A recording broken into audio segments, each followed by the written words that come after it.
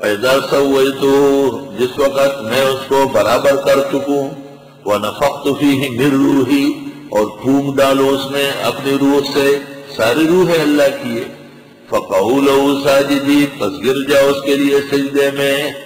اللہ تعالیٰ نے کہا میں ایک بشر پیدا کرتا ہوں اور یہ بشر جب وہ ٹھیک ٹھاک ہو جائے روح بھی میں ڈال دو تو پھر تم سب لوگ سجدہ کرو۔ فَسَجَدَ الْمَلَائِكَةُ كُلُّهُمْ أَجْمَعُونَ پس سجدہ کیا فرشتوں نے سب نے مل کر، إِلَّا إِبْلِيسَ مگر یہ بدعتی غیر مقلد اس نے سجدہ نہیں کیا، ابا انکار کیا، ابا یا ابا، اباء الآباء للأخ الصبا۔ بچپن میں مولوی صبا صاحب جب روٹ کے آئے علم پڑھنے لگے تو اب یہ مسئلہ ہے کہ ماں باپ کو ناراض کر کے علم پڑھنا جائز ہے یا نہیں، اس پر میں نے اس وقت ایک رسالہ ترتیب دیا تھا، اس کا نام ہے اباء الآباء، ماں باپ کے بعد احکام کا انکار کرنا، للأخ الصبا، مولوی صبا صاحب کے کہنے پر اور اس کی آمد۔ ابا اس نے انکار کیا، ان یکون مع الساجدین کہ ہو جائے وہ سجدہ کرنے والوں کے ساتھ۔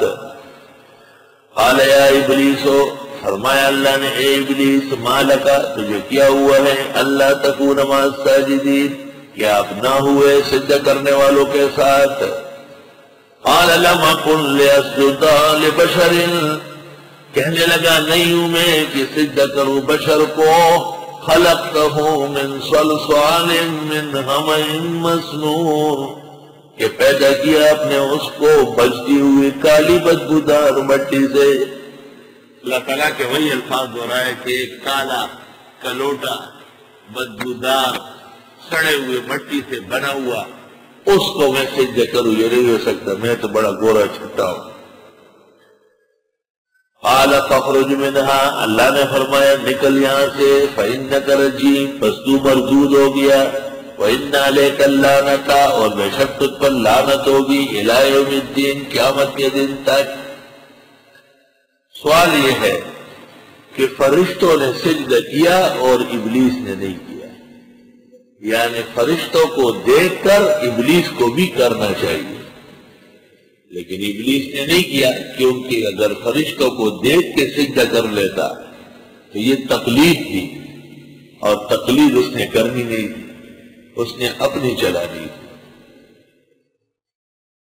تو تقلید کا پہلا منکر دنیا کے اندر ابلیس بے ایمان،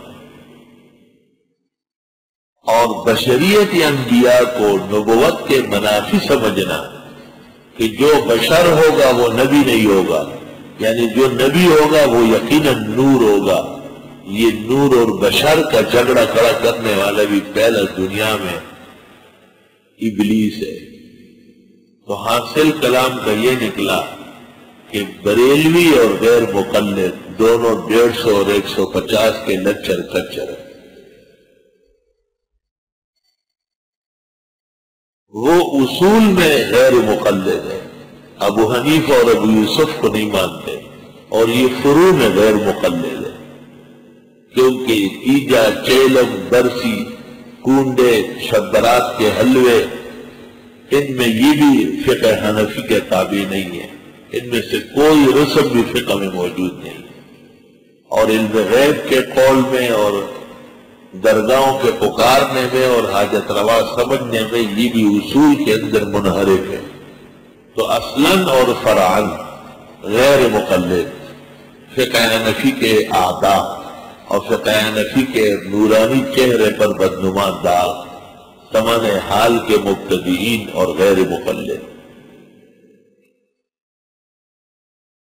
تو کسی کا یہ کہنا کہ ان کے پیچھے نماز ہوتی ان کے پیچھے نہیں ہوتی، یہ دونوں باتیں اسلام کے اصول سے ناواقفیت پر مبنی۔ یہ کہنا کہ بدعتی کے پیچھے نماز ہو جاتی ہے، ثواب ملے گا یا نہیں ملے گا، یہ دونوں باتیں غلط ہیں۔ ترمذی شریف جلد اول صفحہ 50 پر ہے کہ صحابہ کرام میں ابن عمر نے بدعتی کی مسجد میں نماز پڑھنے سے انکار کیا ہے۔ اخرج بنا عن مسجد هذا المبتدی، بدعتی کی مسجد میں اپنی بھی نہ پڑھو. اور فقہ حنفی کے 4 معتبر متون میں سے ایک الاختیار ہے، اس کی پہلی جلد صفحہ 58.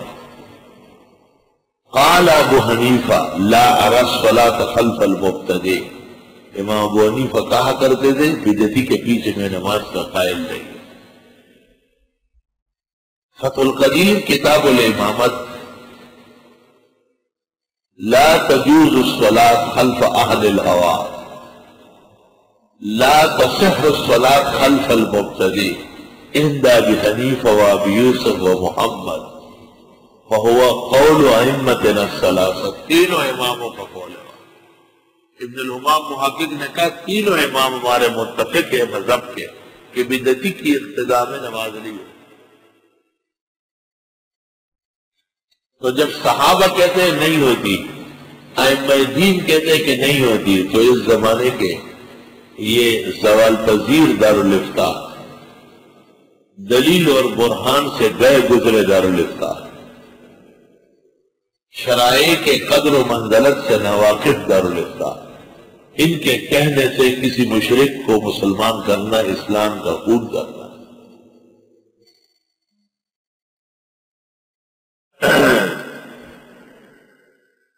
قال رب، ابلیس نے کہا اے پروردگار فانظرنی الی یوم یبعثون، پس مہلت دے مجھ کو اس دن تک جس میں یہ جمع ہوں گے. قال فإنک من المنظرین، پس اللہ نے کہا تجھے مہلت دے دی کہ چل تو کر کیا سکتا ہے. الی یوم الوقت المعلوم، وقت معلوم تک. قال فرب بما اغویتنی، کہنے لگا پروردگار چونکہ آپ نے بہکایا مجھے، لأزینن لهم فی الارض، میں خوبصورت دکھاؤں گا ان کو زمینی چیزیں، وَلَأُغْوِيَنَّهُمْ أَجْمَعِينَ، بہکاؤں گا ان سب کو، إِلَّا عِبَادَكَ مِنْهُمُ الْمُخْلَصِينَ، مگر تیرے بندے چنے ہوئے وہ بچیں گے. قَالَ هَذَا صِرَاطٌ عَلَيَّ مُسْتَقِيمٌ، اللہ نے کہا یہ میرا راستہ سیدھا ہے، جو سیدھے پر چلے گا تو کچھ نہیں بگاڑ سکے گا. إِنَّ عِبَادِي لَيْسَ لَكَ عَلَيْهِمْ سُلْطَانٌ، بے شک میرے بندوں پر نہیں چلے گا تیرا زور. الا من اتبعک، مگر وہ جس نے آپ کا ساتھ دیا، من الغاوین، نیچے جھکنے والوں میں سے. وَإِنَّ جَهَنَّمَ لَمَوْعِدُهُمْ أَجْمَعِينَ، اور بے شک دوزخ وعدہ ہے ان سب سے. یہ ایک عجیب بات ہے کہ فرمایا جو میرے بندے ہیں سیدھے راستے پر چلتے ہیں ان کا تو کچھ نہیں بگاڑ سکے گا، مگر جنہوں نے آپ کے ساتھ دوستی کی، آپ کو خوش کرنے کی کوشش کی، آپ کے چاہت کے اعمال کیے، ان کو تو بہکائے گا.